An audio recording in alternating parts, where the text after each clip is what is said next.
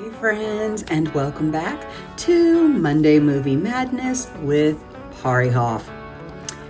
This week's movie is The Devil Wears Prada. Okay, so y'all, this movie has lied to us too, but not in the way that people think. Because The Devil Wears Prada is usually presented as fashion, ambition, success, glamour. But underneath all of that couture and emotional damage, this movie is asking one uncomfortable question. Can a woman be wildly successful and still maintain healthy relationships? Because every relationship in this movie struggles under the weight of ambition. And honestly, that conversation still matters today. So let's talk about Andy and Nate, because people debate this relationship all the time. Some people think Nate was jealous. Other people think that maybe he just didn't like who Andy was becoming. Maybe Andy was becoming a little too full of herself. And honestly, I think it's a little more complicated than that. Because relationships become very difficult when one person is evolving rapidly and the other person feels left behind emotionally, professionally, or relationally. That's just real life. Andy starts changing, her appearance changes, her priorities change and shift dramatically, her schedule changes, her standards change. What was once okay, now the bar's been raised a little bit higher. Her confidence changes, and Nate begins reacting to all of it. Now, here's the uncomfortable question. Was Nate upset because Andy changed, or because her success had changed the balance in the relationship? Because success exposes things.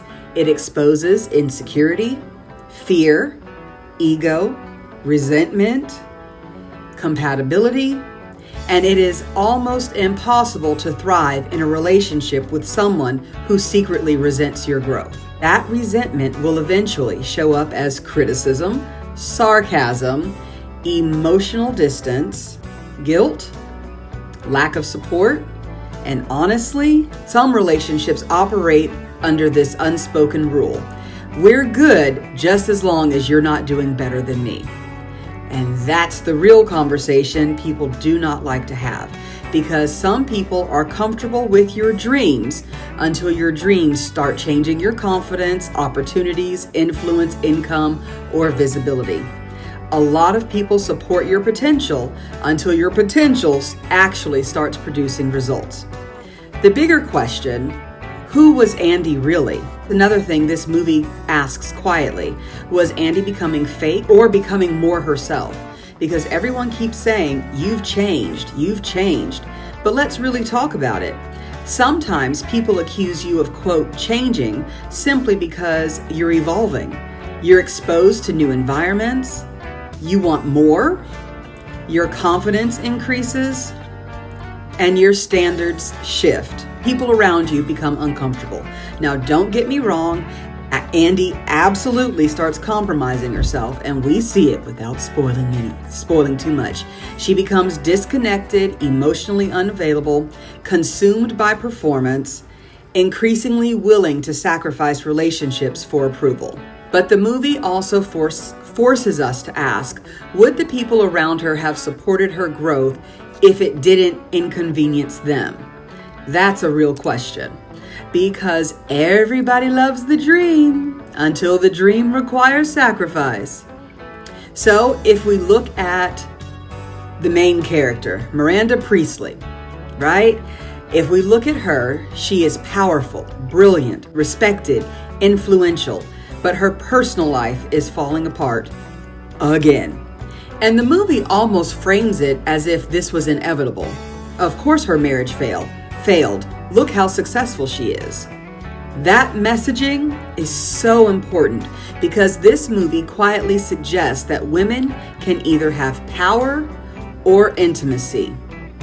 But maybe the real issue isn't ambition. Maybe the issue is partnership. Because let's be honest, a lot of people say they support ambitious women until ambition actually requires long hours, sacrifice, attention shifts, you not being the center of their world, leadership, emotional independence, and suddenly admiration turns into resentment. Relationships cannot thrive where growth is punished. This is probably the biggest lesson from the movie. You have to choose relationships where growth is safe. Because if one person is constantly shrinking themselves to preserve the other person's comfort, resentment is coming eventually.